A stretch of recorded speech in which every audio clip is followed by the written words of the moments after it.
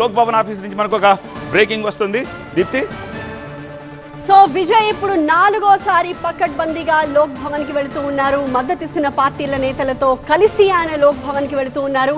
So కాసేపట్లోనే Vijay governor office కి చేరుకోబోతూ ఉన్నారు. ఇవాళే లోక్ భవన్ లో విజయ్ ఒక్కరే సీఎంగా ప్రమాణం చేసే ఛాన్స్ కూడా ఉంది. ఇది చాలా ఫాస్ట్గా డెవలప్ అయిన స్టోరీగా చెప్పుకోవచ్చు. కానీ ఎంతవరకు జరుగుతుంది అనేది మనం చూడాలి. ఎందుకంటే వరుసగా ఇవాళ మద్దతు లేఖలు అయితే వచ్చేసాయి. విజయ్ గవర్నమెంట్ ఫామ్ చేయడానికి టీవీకేకి అన్కండిషనల్ సపోర్ట్ ఇస్తూ అటు వీసీకే ఇటు ఐయుఎంఎల్ కూడా 2 పార్టీలు విజయ్కి సపోర్ట్ చేస్తూ లేఖలు ఇచ్చిన నేపథ్యంలో ఇంకా ఇంతవరకు ఎదురు చూడాల్సి వచ్చింది, వెయిట్ చేయాల్సి వచ్చింది.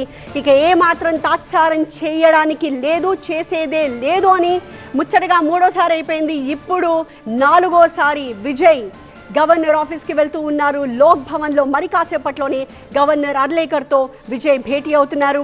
ఆయనకి వివిధ పార్టీలు ఇచ్చిన మద్దతు లేఖలన్నింటినీ తీసుకుని ఆ నేతల్ని కూడా తీసుకుని విజయ్ ఇప్పుడు గవర్నర్ ఆఫీస్కి వెళ్ళబోతూ ఉన్నారు. మరి వెళ్ళిన తర్వాత ఆయన ఇవాళే ముఖ్యమంత్రిగా ప్రమాణం చేసే అవకాశం ఉంది అనే మాట వినిపిస్తోంది. 1-2 రోజుల్లో మిగిలిన కేబినెట్ అంతా కూడా ఏర్పాటు చేసుకుని వాళ్లతో ప్రమాణ స్వీకారం చేయించే అవకాశాలు ఉన్నాయంటున్నారు. ఎంతవరకు అది సాధ్యం అవుతుంది? ఇవాళ ఇప్పుడే మద్దతు అంతా కూడా కన్ఫర్మ్ అయింది, ఒక క్లారిటీ వచ్చింది, నెంబర్స్ విషయంలో ఒక క్లారిటీ వచ్చింది. మరి ఇమ్మీడియట్గా విజయ్ సీఎంగా ఇప్పుడే ప్రమాణం చేస్తారా? అది ప్రాక్టికల్గా సాధ్యం అవుతుందా అని చూడాల్సిన అవసరం. దీప్తి, ప్రాక్టికల్గా సాధ్యమే, కానీ ఇంత మాహోల్ క్రియేట్ చేసుకుని ఇంత ఘనంగా గెలిచి ఇన్ని అడ్డంకుల్ని క్రాస్ చేసిన తర్వాత అంగరంగ వైభవంగా చేసుకోవాలనుకుంటారు. లక్షలాది మంది కార్యకర్తలు, అభిమానులు వచ్చే వాళ్ళందరి సమక్షంలో చేయాలనుకుంటారు. కానీ అంటే బహుశా ఇంత చూసిన తర్వాత ఆ మొమెంట్ ముందు త్వరగా వచ్చేస్తే బాగుండు అనే ఒక ఫీలింగ్ కలుగుతూ ఉండొచ్చు. I think it is purely rumours అనుకుంటున్నాను, స్పెక్యులేషన్ అనుకుంటున్నాను. వీ హ్యావ్ టు సీ ఏం జరుగుతుంది అనేది.